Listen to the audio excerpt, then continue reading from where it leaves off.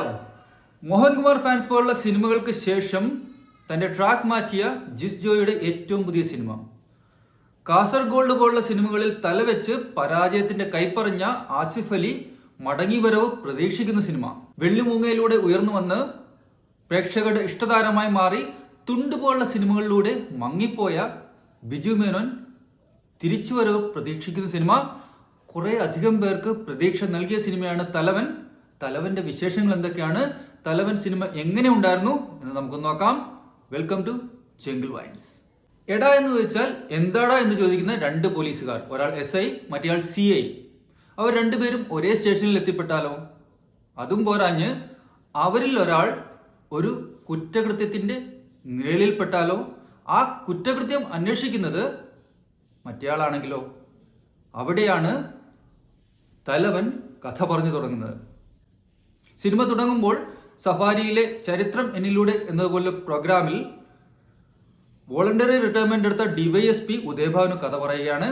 അപ്പോൾ കഥ പറയാൻ തുടങ്ങുമ്പോൾ ഇതിനു മുമ്പ് കുറെ ക്രൈം സ്റ്റോറീസ് അദ്ദേഹം പറഞ്ഞിട്ടുണ്ട്. അപ്പോൾ പ്രൊഡ്യൂസേഴ്സ് അദ്ദേഹത്തിനോട് ചോദിക്കുന്നു, ചേപ്പഴന്തോട്ട കേസ് എന്ന് പറയാമോ എന്ന്.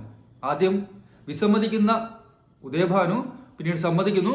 കാരണം അദ്ദേഹം ആ കേസിൽ ഇൻവോൾവ് ആയിരുന്നു. അദ്ദേഹത്തിന് മുകളിൽ ചില സംശയങ്ങൾ വന്നതുമാണ് ആ കേസിൽ. അതുകൊണ്ട് അദ്ദേഹത്തിന് ആദ്യം സമ്മതമല്ലായിരുന്നു. പക്ഷെ നിർബന്ധത്തിന് വഴങ്ങി അദ്ദേഹം ആ കേസ് സംസാരിക്കാൻ സമ്മതിക്കുന്നു.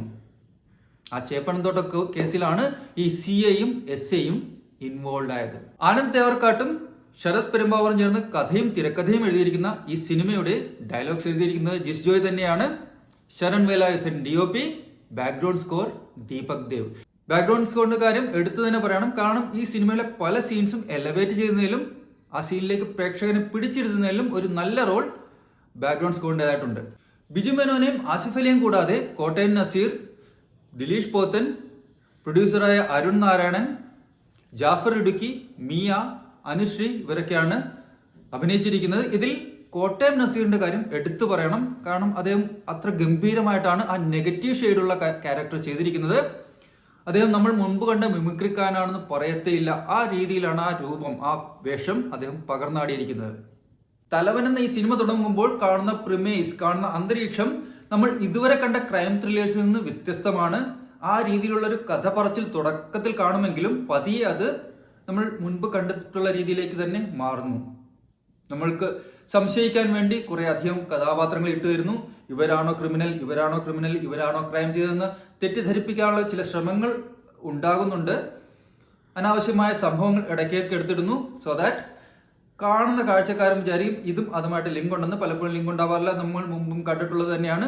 ആ രീതിയിലുള്ള ഒരു കഥ പറച്ചിൽ ശൈലി, നമ്മൾ ക്ലീഷേ എന്ന് പറയാൻ പറ്റുന്ന ഒരു കഥ പറച്ചിൽ ശൈലി പിന്നീട് ഈ സിനിമ ഏറ്റെടുക്കുന്നു. തുടക്കത്തിൽ അങ്ങനെ ആയിരുന്നില്ല. തുടക്കത്തിൽ വളരെയധികം പ്രതീക്ഷയോടെയാണ് ഞാൻ കാണാനിരുന്നത്. തുടക്കത്തിലെ ആ എൻഗേജിങ് മൂഡ് പതിയെ ഇല്ലാതാവുന്നുണ്ട്. എന്നാൽ പിന്നീട് അതേ താളം വീണ്ടെടുക്കാനും സിനിമയ്ക്ക് ആവുന്നുണ്ട്.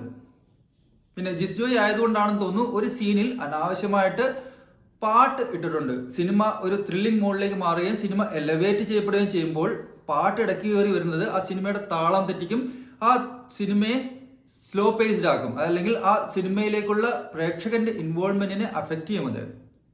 ഒരു ത്രില്ലർ സിനിമ ആകുമ്പോൾ ആ ത്രില്ലിംഗ് മോഡിൽ തന്നെ കാഴ്ചക്കാരനെ പിടിച്ചിരുത്തുക എന്നൊരു ദുഷ്കരമായ കാര്യം തന്നെ. പക്ഷെ ഈ പാട്ട് ഒരു അനാവശ്യമായിട്ട് ഒരു സെന്റിമെന്റൽ സോങ് പോലുള്ള കാര്യം കയറി വരുമ്പോൾ അവിടെ ആ സിനിമ ഒന്നുകൂടെ താഴെ പോവുകയാണ്. അതിന്റെ ആവശ്യം ഉണ്ടായിരുന്നു എന്ന് എനിക്ക് തോന്നുന്നില്ല. അങ്ങനെ ഇടയ്ക്കൊന്ന് ബ്രേക്ക് ഇട്ട് ഇടയ്ക്കൊന്ന് താഴെ പോകുന്ന സിനിമ പിന്നീട് അതിന്റെ താളം വീണ്ടെടുക്കുന്നു. പിന്നീട് ചടുലമായ വേഗത്തിലാണ് സിനിമ മുന്നിലേക്ക് പോകുന്നത്. സിനിമയുടെ ട്വിസ്റ്റ് ആൻഡ് ടേൺസ് നമ്മൾ പലപ്പോഴും പ്രഡിക്റ്റബിൾ ആയിരിക്കില്ല. ചില കാര്യങ്ങൾ നമുക്ക് പ്രഡിക്റ്റബിൾ തന്നെയാണ്. എങ്കിലും സിനിമ നമ്മളെ പൂർണ്ണമായും ഇൻവോൾവ് ചെയ്യിക്കുന്നു. ഒരു കാഴ്ചക്കാരനെ പൂർണ്ണമായും ഇൻവോൾവ് ചെയ്തുകൊണ്ട് തന്നെയാണ് മുന്നോട്ട് പോകുന്നത്. നമ്മളൊരു ക്രൈം ത്രില്ലർ കണ്ടുകൊണ്ടിരിക്കുമ്പോൾ ബേസിക്കലി ഓരോ കാഴ്ചക്കാരനും അസ്യൂം ചെയ്യാൻ ശ്രമിക്കും ഇതിൽ ആരാണ് കൊലയാളി എന്ന്. ഒരു കണ്ടെത്താനുള്ള ത്വര നമുക്കും ഉണ്ടാവും. നമ്മൾ പ്രിഡിക്റ്റ് ചെയ്യാൻ ശ്രമിക്കും ഇതിൽ ആരായിരിക്കും കൊലയാളി അല്ലെങ്കിൽ ആരായിരിക്കും ഈ ക്രൈം ചെയ്തതെന്ന്. അങ്ങനെയുള്ളപ്പോൾ നമ്മളെ ചിന്തകളെ വഴിതിരിച്ചു വിടാൻ പല ഗിമ്മിക്കുകളും കഥാകൃത്തുക്കൾ ഉപയോഗിക്കാറുണ്ട്. അതുപോലുള്ള ഗിമ്മിക്സുകളും അതുപോലുള്ള ചില അനാവശ്യ സംഭവങ്ങളും എല്ലാം ഇതിലും തിരികെ കയറ്റിയിട്ടുണ്ട്. പക്ഷെ അതൊന്നും സിനിമയുടെ ആ ഫ്ലോയെ പിന്നീട് ബാധിക്കുന്നില്ല. സിനിമ നല്ല രീതിയിൽ തന്നെയാണ് മുന്നോട്ട് പോകുന്നത്. നമ്മളെ എൻഗേജ് ചെയ്ത് തന്നെയാണ് മുന്നോട്ട് പോകുന്നത്. ആകെ നോക്കുമ്പോൾ തലവൻ ഒരു ഡീസന്റ് ത്രില്ലറാണ്. അത്യാവശ്യം ത്രില്ലർ എലമെന്റ്സ് ഉള്ള ഒരു ത്രില്ലർ. എന്നാൽ രണ്ട് കാര്യങ്ങൾ എനിക്ക് ഇതിൽ നെഗറ്റീവായിട്ട് തോന്നി. ഒന്ന്, അനാവശ്യ ഡൈവേർഷൻസ്, ചില സംഭവങ്ങൾ തിരികെ കയറ്റിയ സംഭവങ്ങൾ അനാവശ്യമായിട്ട് സിനിമയുടെ കഥയെ ഡൈല്യൂട്ട് ചെയ്തു, സിനിമ അനാവശ്യമായിട്ട് ഡൈവേർട്ട് ചെയ്തു. രണ്ട്, ഒരു സീക്വലിനെ ഉദ്ദേശിച്ച് സിനിമ അവസാനിപ്പിച്ച രീതി. അങ്ങനെ സിനിമ അവസാനിപ്പിക്കുമ്പോൾ, എസ്പെഷ്യലി ഒരു ക്രൈം ത്രില്ലർ ആകുമ്പോൾ, കാണുന്ന പ്രേക്ഷകരിൽ ചിലർക്കെങ്കിലും അത് അപൂർണമായി എന്ന ഒരു ഫീലിംഗ് ആണ് കിട്ടുന്നത്. തീർച്ചയായും ഇതിലെ ക്രിമിനലിനെ, ഇതിലെ കുറ്റം ചെയ്ത ആളെ കണ്ടെത്തുന്നുണ്ട്, അയാൾക്ക് ശിക്ഷ വാങ്ങിക്കൊടുക്കുന്നുണ്ട്, എല്ലാം സംഭവിക്കുന്നുണ്ട്. പക്ഷേ ഇവിടെ സംഭവിച്ചിരിക്കുന്നത് നമ്മൾക്ക് വീണ്ടും കാണാനുള്ള ത്വര, അല്ലെങ്കിൽ മുന്നോട്ട് കാണാനുള്ള ത്വര, അല്ലെങ്കിൽ മുന്നോട്ട് കാണാനുള്ള ഒരു ആഗ്രഹം അവശേഷിപ്പിച്ചാണ് സിനിമ തീരുന്നത്.